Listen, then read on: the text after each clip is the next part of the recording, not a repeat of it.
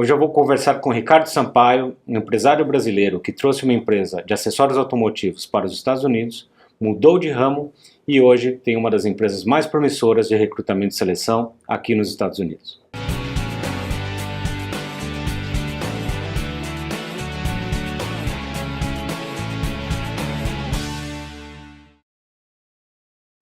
Olá, bem-vindos de volta ao canal Vivendo e Empreendendo nos Estados Unidos. Meu nome é Antônio Miranda e o objetivo do meu canal é dar informações e suporte aos empresários, empreendedores, executivos brasileiros que querem começar um negócio ou uma carreira de forma estruturada aqui nos Estados Unidos.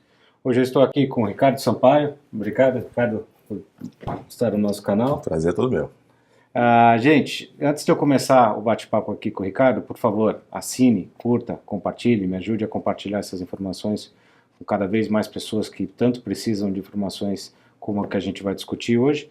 E antes também de começar, eu gostaria de agradecer a Expertness Translations, que é o apoiador do nosso canal. Então lembre-se, sempre que você precisar de traduções ou traduções juramentadas, entre em contato aqui com a Expertness Translations nesse telefone, nesse e-mail. Eu tenho certeza que você vai receber um ótimo atendimento. E hoje também nós estamos muito felizes celebrando a chegada de mais duas empresas, dois apoiadores para o nosso canal, o IM Group e a Office & Co. Né? Gostaria de agradecer muito a confiança da equipe da Office & Co, da Ana Berry, da Renata Costa e também do IM Group, através do Fernando Melo, por acreditarem na seriedade desse trabalho que a gente faz aqui no canal. Tá certo? Então, o vídeo de hoje, pessoal, eu trouxe o Ricardo aqui, convidei e agradeço muito pela presença, Ricardo. O Ricardo é um empresário brasileiro que chegou aqui faz uns 3 anos, né? E ele tem uma história muito interessante de ter começado um negócio, não ter dado muito certo, aí viu outra oportunidade e hoje está indo bem no segundo negócio dele aqui, tá? Então, eu gostaria de agradecer muito, Ricardo, a tua presença aqui e queria que você compartilhasse um pouco com os nossos amigos um pouco da sua história de vida, sua história profissional, para que eles possam entender como é que você chegou até aqui.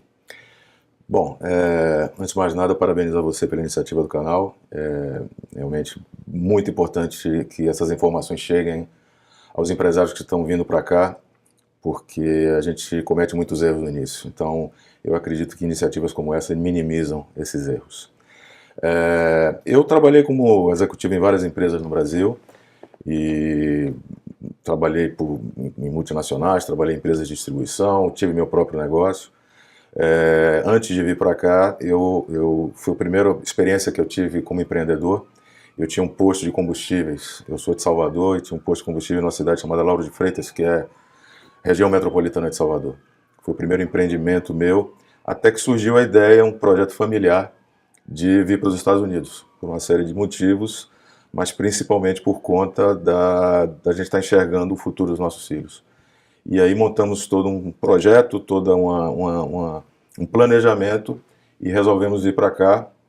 Na segunda metade de 2015, eu vim para aqui com minha filha, para ela concluir a high school, depois minha esposa e meu filho mais novo vieram no final do ano.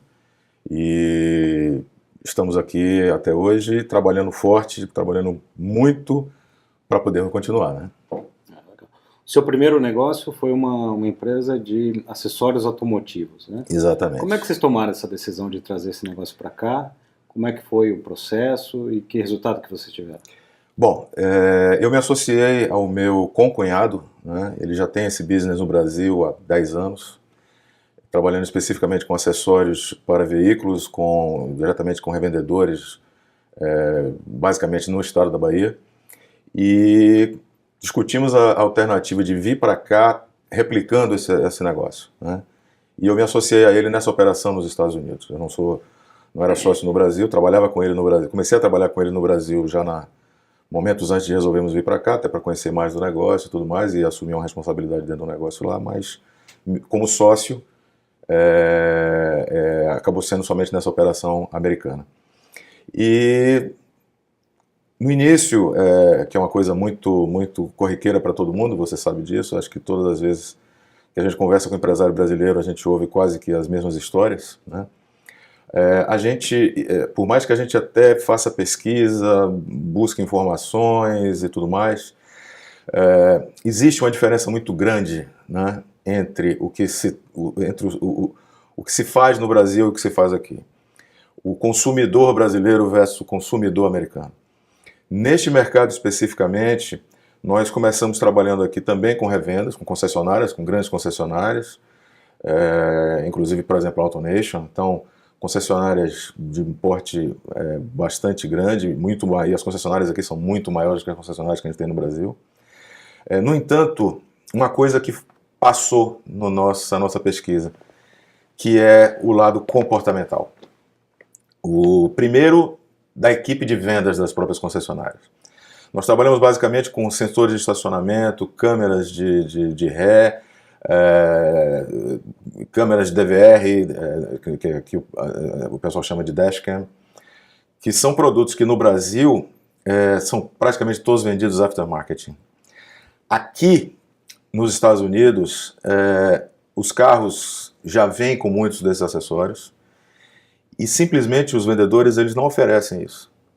Ele não oferece. Você tem um carro aqui assim, mas se você quiser colocar uma câmera de ré, você tem mais essa opção e por aí vai. Não. Se o cliente quiser isso, o vendedor vai lhe apresentar um carro que já vem com isso. E diferentemente do Brasil, em que você está comprando um carro e de repente senta alguém do seu lado para lhe vender isso, de um parceiro daquela concessionária, aqui não existe isso. Então os volumes, apesar das concessionárias serem muito maiores do que as concessionárias no Brasil, os volumes vendidos eles eram muito aquém do que a gente tinha projetado, do que a gente tinha planejado. Então isso não permitiu que a gente visualizasse um futuro para o negócio e gradativamente a gente acabou decidindo por parar a operação, né? Um dos grandes dificultadores nesse meio do caminho foi justamente contratar pessoas, né? E contratar pessoas nos Estados Unidos é uma coisa muito diferente também do que contratar pessoas no Brasil. E a gente veio meio que com a bagagem também de trabalhar com esse modus operandi brasileiro. E tivemos uma série de decepções, uma série de problemas e pagamos um custo alto por isso aí, tá? E esse foi talvez a grande motivação para que a gente começasse a pensar, para que eu começasse a pensar, e o meu sócio me ajudou muito nisso também, na criação da ideia da empresa, em trabalhar com recursos humanos, em trabalhar justamente com processos de recrutamento e seleção, tá? E daí que surgiu a ideia da Harper, que é a nossa empresa, e todo o desdobramento disso veio exatamente dos problemas enormes que a gente teve contratando pessoas aqui.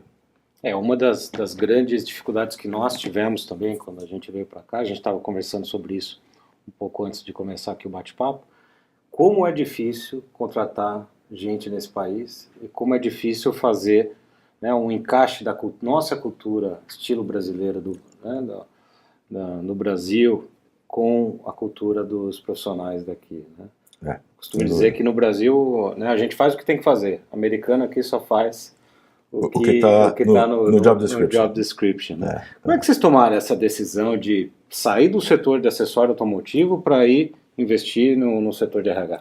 Um negócio totalmente diferente e que em nenhum momento a gente planejou ingressar. Eu tenho uma experiência muito grande no Brasil dentro do mercado, dentro do segmento corporativo. Eu nunca tive uma empresa de recursos humanos no Brasil, nunca tive uma empresa de recrutamento e seleção, mas tive toda uma formação em administrativa, contratando pessoas, entrevistando pessoas, montando equipes, avaliando desempenho, etc. Então, foi um choque para mim muito grande quando a gente via a maneira como as empresas de recrutamento e seleção americanas tratavam o processo seletivo, né? Primeiro, a coisa mais importante em todo o processo seletivo é a criação de um job description que a gente entende como sob medida, que a gente chama dentro da Harper como sob medida.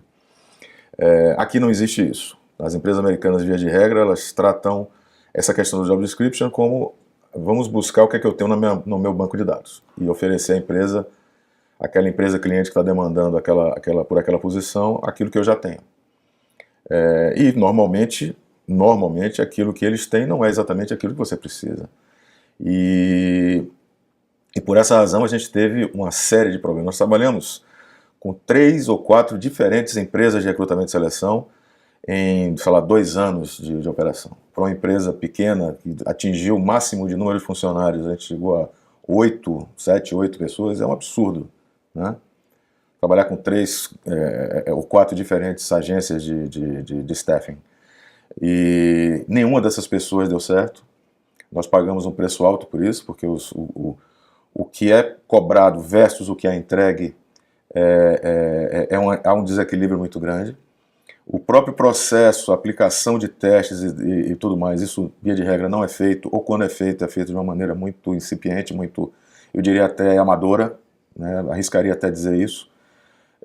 E o resultado acaba sendo, você contrata, porque você precisa contratar, chega um momento que você precisa botar gente na equipe, e acaba pegando muitas vezes o menos ruim daquele processo seletivo, e a pessoa não dá certo. Você vai trabalhar com ela 1 ano, 1 mês, 2 meses, 3 meses, e vai descobrir que não deu certo, vai ter que mandar ela embora e começar tudo de novo.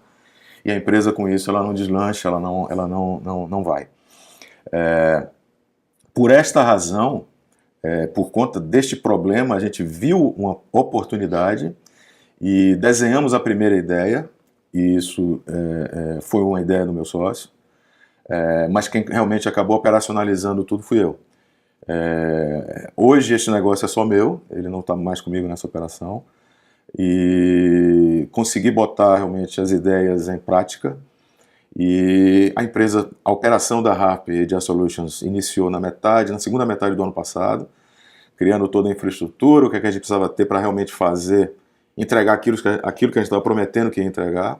Isso era necessário ter uma infraestrutura por trás disso, e felizmente nós conseguimos montar isso. Mas eu diria que o divisor de águas nosso, eu costumo dizer, foi o pós-furacão, né? Porque até o furacão foi, aí o furacão parou tudo, e depois dos furacões, né, foi que a gente começou realmente a abordar mercado, a iniciar todo o trabalho de networking, a iniciar uma operação comercial propriamente dita.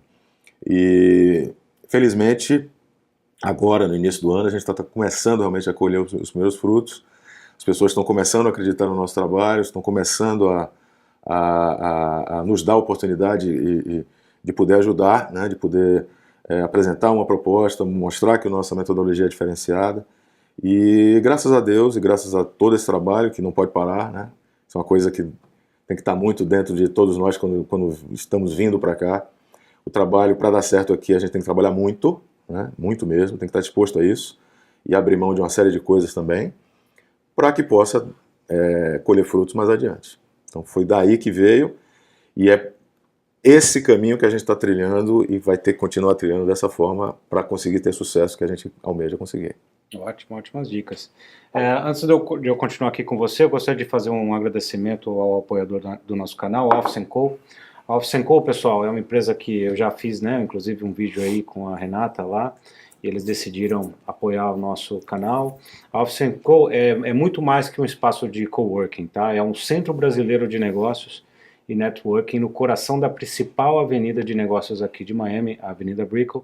Então, se você está pensando em começar um escritório aqui, por favor, entre em contato aqui nesse telefone, nesse e-mail. Tenho certeza que você vai adorar lá o ambiente, né, Ricardo? Você também é cliente lá. Exatamente. É um ótimo lugar para você começar o seu negócio, tá? Ricardo, como é que foi agora dessa transição, né, de que você saiu do mercado de acessórios para a empresa de recrutamento e seleção? Quais foram os desafios aí nessa transição de algo, né, totalmente novo para você? Primeiro, aceitar que o projeto não deu certo.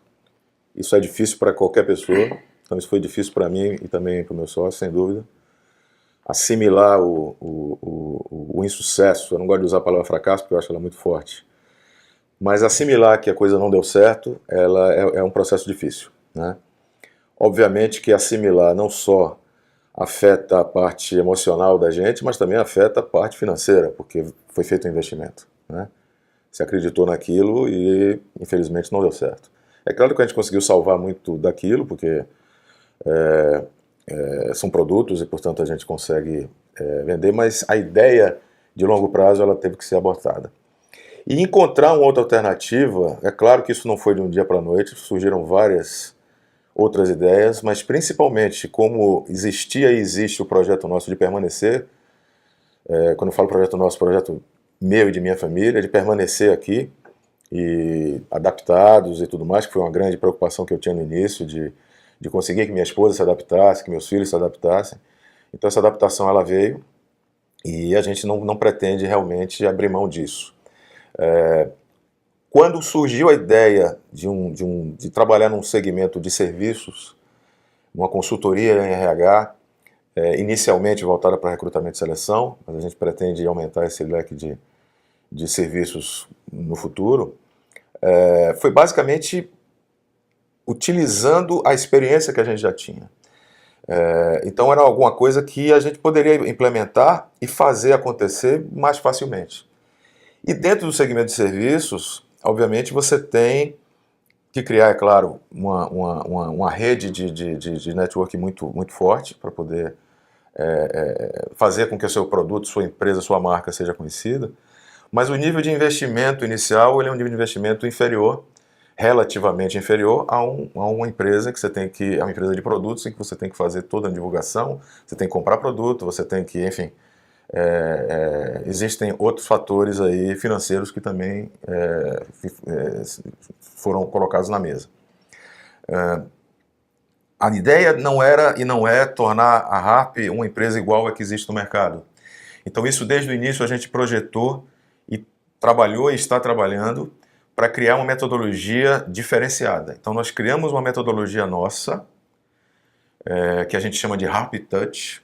Essa metodologia é uma metodologia que envolve um trabalho totalmente diferente do que as empresas americanas normalmente fazem e que se assemelha à metodologia brasileira com alguns detalhes a mais, que é claro tem que existir porque a gente está falando dos Estados Unidos, né? Então o mercado é diferente. Então a gente não só trabalha análise de currículos, a gente não só trabalha entrevistas, que é o clichê desse negócio como um todo, mas a gente trabalha desde o job description, desde a definição do que realmente o empresário está querendo para daquela pessoa, quais são os resultados que aquela pessoa tem que entregar, e aí nós fazemos toda a busca, a gente inicia todos os processos de entrevista internamente, vamos fazer a aplicação de testes específicos em que a gente possa medir conhecimentos específicos, em que a gente possa medir se aqueles conhecimentos o candidato sabe operacionalizar, e principalmente avaliar a parte comportamental, que é algo que aqui a gente não vê e que faz toda a diferença. Eu diria que nesse tripé aí é o mais importante de tudo. São as atitudes, são os comportamentos, os estilos que essas pessoas têm. Então nós aplicamos testes, nós fizemos todo um estudo inicial de que testes seriam adequados, existem empresas que fazem isso, então é um trabalho também profissional. As pessoas que trabalham com a gente são pessoas que vieram do segmento, mas que a gente teve todo o cuidado que sejam pessoas de mente aberta, que não tragam os vícios, né, do mercado de recrutamento e seleção, que estejam aptas a assimilar um processo diferenciado, uma metodologia diferenciada. E foi assim que a coisa iniciou e tem sido assim o resultado. Os primeiros processos que foram finalizados, a gente tem ouvido, claro, a gente tem situações em que as coisas não foram adiante, obviamente, mas os processos que foram adiante, a gente tem 100% de satisfação, isso é fantástico, né? Porque a gente ouve de todos os candidatos, e a gente tem candidatos brasileiros e não brasileiros, né? Colocados nas empresas clientes nossas, que são empresas de brasileiros e de não brasileiros também, e que dizem, olha, eu nunca participei de um processo assim, eu nunca passei por tantas etapas, eu nunca tive... isso valoriza o profissional, né, que no fim das contas acaba sendo o profissional selecionado, e a empresa que contrata o serviço, ela fica mais tranquila porque ela ouve isso do próprio candidato e vê que realmente houve um processo cuidadoso, meticuloso, detalhado, para se chegar até os finalistas e aquele que realmente é o candidato sob medida, como a gente chama internamente, e aquele candidato que a gente entrega. Então, nesse primeiro momento, tem sido muito bacana ouvir esse feedback e mostra que a gente está no caminho certo. Claro que ajustes têm que ser feitos, e são feitos sempre, é uma empresa muito nova, mas eu acredito que a gente está trilhando um caminho interessante e tudo dando certo, a gente obtém um sucesso mais adiante, com certeza. Ótimo. Eu adoraria ter conhecido você 3 anos atrás, quando a gente chegou aqui. Depois a gente coloca o e-mail aqui e o site da Harp, Ok. os amigos que precisarem desse serviço. Ok. Por que é tão difícil para nós brasileiros encontrarmos um funcionário, né, aqui nos Estados Unidos, e como é que você vê essa questão da diferença cultural para as empresas que estão chegando do Brasil para cá? Bom, basicamente existem dois pontos que têm que ser observados. Primeiro, o brasileiro quando chega aqui, o empresário brasileiro quando chega aqui, e eu me coloco nesse grupo porque aconteceu exatamente com a gente, ele não sabe como é que funciona o mercado de trabalho americano. Via de regra, ele não sabe. Tá? Ele sabe, ou ele acha, né, que as coisas aqui são mais fáceis porque você não tem a tal rescisão trabalhista, porque você não tem o tal do aviso prévio, porque você não tem, enfim, você demite e contrata com mais facilidade. Basta você dizer ao seu funcionário que amanhã ele não precisa vir mais e pronto, né? Não existe nenhum custo adicional sobre isso, enfim. A própria legislação trabalhista ela é muito flexível, você praticamente negocia diretamente as condições e, inclusive, negocia condições diferentes para funcionários diferentes, até exercendo a mesma função, né? Então, e por essa razão o brasileiro chega aqui e acha que isso é fantástico, isso é maravilhoso, porque no Brasil a gente tem a nossa legislação trabalhista, ela é muito complicada, ela requer uma série de cuidados e de custos adicionais que são verdadeiros e que são dificultadores para qualquer empreendedor no Brasil. Isso é verdadeiro. No entanto, existe uma coisa aqui no mercado americano que essa facilidade de entrar e sair da empresa, ela funciona para os dois lados. Então, do mesmo jeito que eu posso simplesmente desligar uma pessoa de um dia para o outro, a pessoa também pode chegar para você e dizer, olha, amanhã eu não venho mais. E não veio mais, ele não precisa nem lhe dizer o motivo. Ele simplesmente não veio mais e acabou, né? Pode ser porque simplesmente ele atravessou a rua e encontrou uma empresa do outro lado da rua que ofereceu, sei lá, $200 a mais para ele no mês e ele achou interessante e foi, né? Isso acontece normalmente. Eu tive a experiência de uma pessoa que chegou para mim na sexta-feira, 4 horas da tarde, disse que não via mais na segunda. Tá? E não dava nenhum sinal de que isso ia acontecer. Simplesmente informou e ok. E você tem que assimilar aquilo ali e seguir a vida, né? Então, esse é um problema. Essa facilidade, ela é dos dois lados, tá? Nós estamos falando de uma economia que a gente trabalha em quase pleno emprego. Então, as pessoas aqui encontram trabalho muito mais facilmente do que encontram no Brasil. No Brasil, você tem uma oferta de vagas muito menor, a quantidade de pessoas procurando emprego. Aqui não. Aqui você tem uma paridade muito grande. E quando você, inclusive, encontra uma pessoa que não esteja trabalhando por algum tempo, já está 2, 3, 4 meses sem trabalhar, tem alguma coisa errada. Você já pode ficar... você vai ter que ter um pouco mais de cuidado no processo seletivo, porque tem alguma coisa errada. O segundo aspecto, além da questão da facilidade de se contratar e de demitir, é que o empresário chega aqui e ele não sabe exatamente como contratar, né? Então, o que é que ele pensa? Bom, no Brasil a gente tem algumas opções, a gente posta a vaga em alguns sites de emprego na internet e vai chover candidato.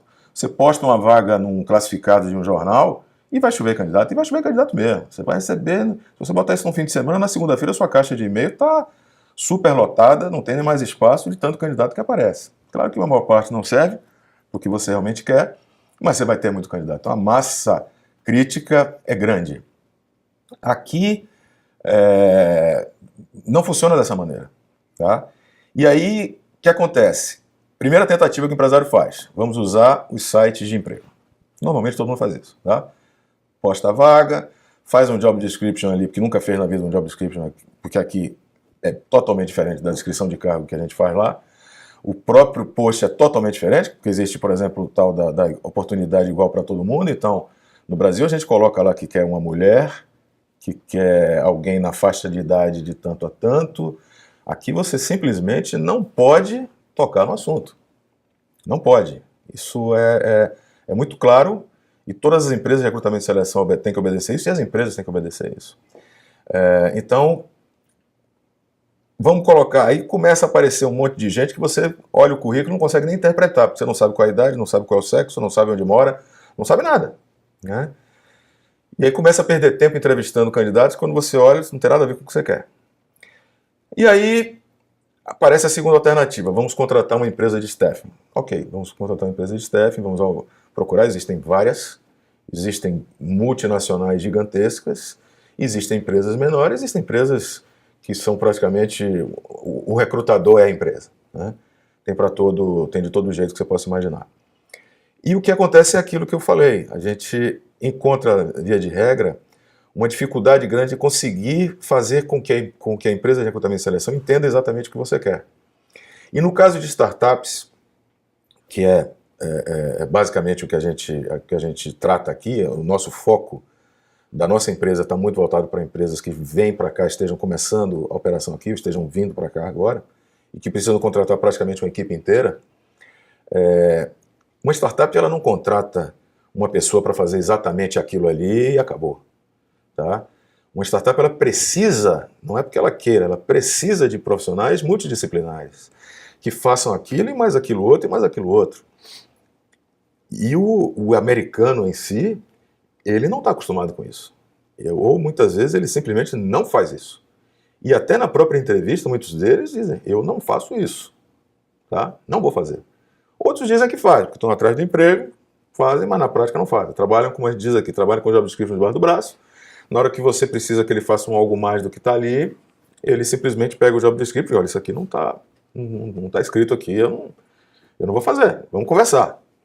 Vamos negociar isso aqui, porque de repente é uma coisa a mais que você vai ter que me dar, uma coisa assim. É assim que funciona. Né? Então, esses dois pontos eu acho que são os maiores vilões da história quando a gente está iniciando uma operação no Brasil e precisa contratar pessoas. As empresas muitas vezes se preocupam em montar seu maquinário, montar uma campanha de marketing para colocar o nome no mercado, estudam a localização mais interessante para aquele tipo de business dela, e depois que elas fazem tudo isso, é que elas vão começar a pensar que tem que colocar pessoas para fazer aquilo tudo ali acontecer, aquele planejamento todo ali acontecer. E às vezes ela já está com estoque, ela já está pagando aluguel, ela já está, enfim, os custos já existem, né? Muitas vezes ela está preocupada mais com o visto de migração até do que com o próprio do sucesso do negócio, infelizmente é assim. E aí quando vai procurar pessoas, tem que contratar com rapidez, né? De uma coisa é contratar com velocidade, outra coisa é contratar atropeladamente, e acaba contratando atropeladamente. E aí o resultado acaba não vindo, porque as pessoas acabam não entregando aquilo que elas precisam. Aí tem que começar tudo de novo, enfim. E o custo disso aqui nos Estados Unidos, de um processo seletivo junto a uma empresa americana, é muito alto, comparado ao que ela entrega. Comparado ao processo que ela faz, versus o que você paga efetivamente, que a empresa que está contratando paga efetivamente, o desequilíbrio é muito grande. E esse custo ele acaba ficando dobrado, até triplicado, porque você acaba não ficando com aquela pessoa e vai ter que contratar de novo, e vai começar tudo de novo, e todos os processos são reiniciados, então isso é ruim para a empresa, isso é ruim para a empresa que faz o processo de recrutamento e seleção também, porque muitas vezes ela está dentro de um período de garantia, ela tem que repor, e ela é ruim para o próprio candidato. Ele fica lá com uma experiência numa empresa que durou 2 meses, e tem que aparecer isso lá no resumê dele, e isso não é bom. Tá? Então, basicamente, eu acho que esses são os pontos que mais atrapalham, que mais geram a necessidade de um apoio profissional para uma empresa quando vem para cá. O processo ele tem que ser profissionalizado, ele tem que ser feito com quem entende do assunto, porque senão você acha que você está pagando por um processo um determinado valor, que você entende que no primeiro momento é caro, mas ele acaba sendo muito mais caro pelo turnover que você acaba gerando por contratar um profissional de forma errada. Eu adoraria saber isso 3 anos atrás. Para nós foi um pesadelo essa experiência. Aconteceu tudo que você descreveu aí. Nós contratamos. Mas fique tranquilo que você não está sozinho, né? Tem muita gente assim. Nós contratamos uma empresa, foi caríssimo, os candidatos eram muito diferentes, foi difícil de avaliar. A gente escolheu um candidato que no final ficou 3 meses, porque o contrato era de 3 meses, porque se desse para demitir ele em 1 mês, a gente teria feito. Pois porque é. não foi uma experiência boa. E você que está assistindo, preste muita atenção nisso, porque essas dicas aqui são valiosíssimas. Antes da gente passar para a última pergunta tem o apoio do IM Group. O IM Group, pessoal, é uma consultoria de negócios, gestão e investimento aqui dos Estados Unidos.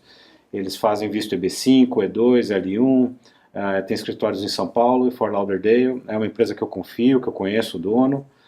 Então, sempre que você precisar de alguém para te ajudar a expandir o seu negócio, fazer investimentos aqui do jeito certo, fala aqui com o Fernando nesse e-mail e nesse site aqui que você vai ter um ótimo atendimento, tá certo?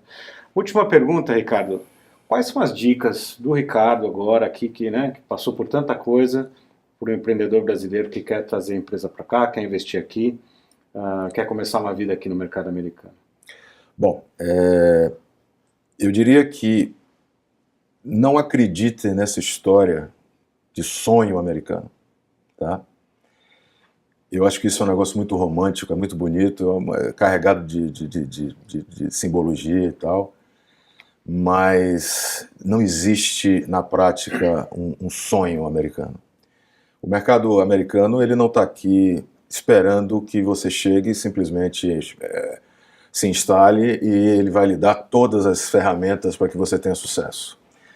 Não é assim. Não é assim. Com toda certeza não é. Eu acredito na realidade, tá?